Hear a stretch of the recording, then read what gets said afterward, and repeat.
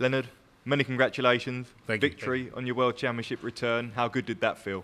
Man, it's a wonderful feeling. Definitely to come back and get through my first round so I could keep going to see what I can do in the next round or the next round after that. It's an amazing feeling right now. And we know you love playing on the big stage. It doesn't get any bigger than Ali Pally. How special was it to be back? Oh, man, it's one of those feelings that, you know, it's like, okay, I made it. Let me go and see what I can do. But the energy is the same. It's possibly even more than when I was here last time. It's phenomenal right now. And 3 ton-plus finishes tonight, all at really big moments as well. How pleased were you with that aspect of your game tonight? Oh, man, that's a great feeling because it's one of those things where, you know, you have a big finish, you have to take it out to not give the opponent the advantage. And when you do it, it's like, oh, yeah, everything's feeling right, everything's falling in place. And 2 years since you made your debut here, how much do you think you've improved as a player since then? Oh, yeah. I think I've improved greatly because just here tonight doesn't show what I've done in the States. I'm on a roll. Everybody's telling me I'm on a roll, but I know I'm on a roll, and I want to keep it that way, you know, just stay on a roll, just like a snowball rolling down a hill, dude. It builds, you know. And up against Nathan Aspinall now in round 2, it could be a battle of the walk-ons, couldn't it? Yeah, definitely.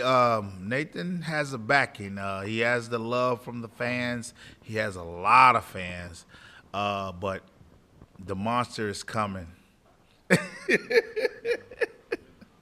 Leonard, congratulations. You touched on this snowball effect and what's going on in America and everything like that. How important is it that you show the rest of the world that you're America's #1 as well? I kind of don't think about it.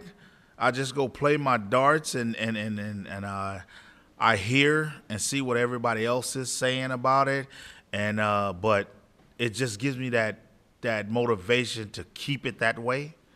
Sort of say, you know, you hear, but you don't want to get too cocky about it. It's like, okay, they say I'm the best. All right, let me keep it that way to nullify it. You know what I'm saying? Sort of something like that. You touched on the energy out there. What's it like when you've got somewhere here in London all shouting USA, USA back to you? Wow. That's all I can say is wow, because that is, I mean, you can feel it in your bones and your body is just like, oh my God, they're chanting this and they're looking at you and they're feeling what the energy is, you know. I really can't explain it. All I can say is just wow, because that's a good motivation for me. We've seen you guys from North America come across and have moments here on the big stage. But if you could beat Nathan Aspinall, would that be a real statement? It could be a real statement, but I'll definitely have a target on my back after that. You know, I'm lost for words right now. My thing is I'm going to go in the game and just focus, play my game, because I know what he can do. You know, I've watched him many times on YouTube and everything. I definitely know what he can do. Thank you.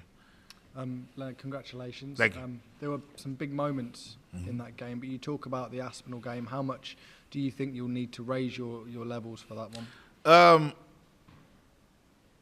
Just a wee bit, but it's the focus part. You know, you got to stay focused. You can't get into the energy or the emotion of the crowd. You feel them, you hear them, but you can't focus on it. You got to stay focused on the board and the game and what you're doing, because with an opponent like Nathan, you lose focus, he'll capitalize on that and he'll destroy you.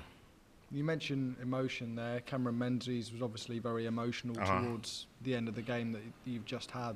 The crowd got quite involved. What did you make of the treatment, I guess, from the crowd? For a second there, I just thought, I was just like, I just told him, I hope you just block it out and just play the game. Don't get involved with the negativity that somebody's cheering against you or whatever it may be. Just stay focused on what you're doing and go forward with that. And just, you know, like me, I'll use that energy. You know what I'm saying? I'll block it out, but I'll use that energy each time because if you play your darts and you hit what you need to hit, trust me, the crowd will get quiet. Thank you. Congratulations, Leonard, on your victory. Obviously, there were quite distressing scenes. Was it difficult for you were you aware of what was going on around you to close out a match of that magnitude for you? To have that going on is quite a big thing. Yeah, definitely. It's one of those things where, like I was saying about the you have to block out certain things and just do what you're up there to do. And that's what I think I got back down to the basics. It's like throw your darts, check the scores, make sure everything's right, know what you have to hit, and then you have to hit it.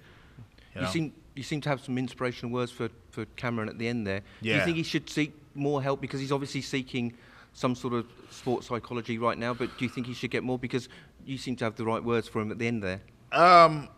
I hope I said some things to him that will help him in his game, personally as in life also. He has to figure out what it is with him, if he needs more help or whatever, but hopefully I said something that will build his confidence and he'll keep his game going. Thank you. Leonard, we saw on stage there was quite a contrast in how the two personalities were. Yeah. We see the pressure that Cammy was under and how he was feeling, whereas you seem to go up on stage and every time we see you, it's just enjoying it.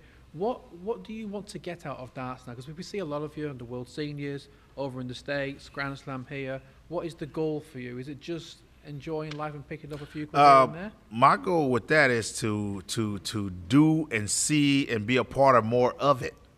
You know, if I could come over in the States, over here, if I can go and be on a big stage like that, yeah, I'm going to start wearing glitter clothes and doing more dances. You can try and rival Peter Wright on Stowe Bunts. Yeah. One of those things, you know, because they got their little shine on it, but they don't have the moves, though.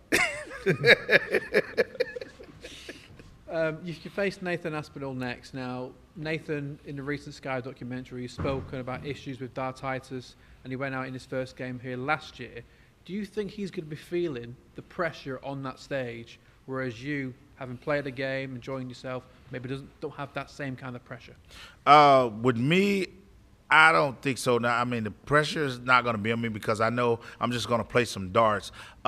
With Nathan, it's just like you have to forget about that and go forward with the opponent that you have in each thing you do, each event, each segment that you go against. Just go play darts. You know what I mean? It's not a life or death thing with him because, I mean, he's already established, you know. He's a great player. Thanks very much. Thank you. Leonard, last time you saw Cameron, you were actually teammates with him at the Las Vegas Open. Yeah. You knew that was going to be a tough match just from that aspect. He's a good friend of yours, but just your initial thoughts on going into that match and the outcome. And you said it. You just said it. We played together, and I was just like, oh, man, that was a tough one. I wish the draw didn't happen like that. You know, I mean, maybe the second, third, fourth, fifth round or whatever, I faced him, but I was just like, okay. But I've watched him these last few months. He shot great. He's shooting great darts. I mean, tonight was just something different with, you know, being in the Ali Paddy, the finals or whatever. And you kind of got to block that out. But Cameron, he definitely came into the game with a lot of emotion, with a lot of passion. I mean, he's a great guy, man. That's all I can say. He's a great guy. Well, from my understanding, you had an early arrival today.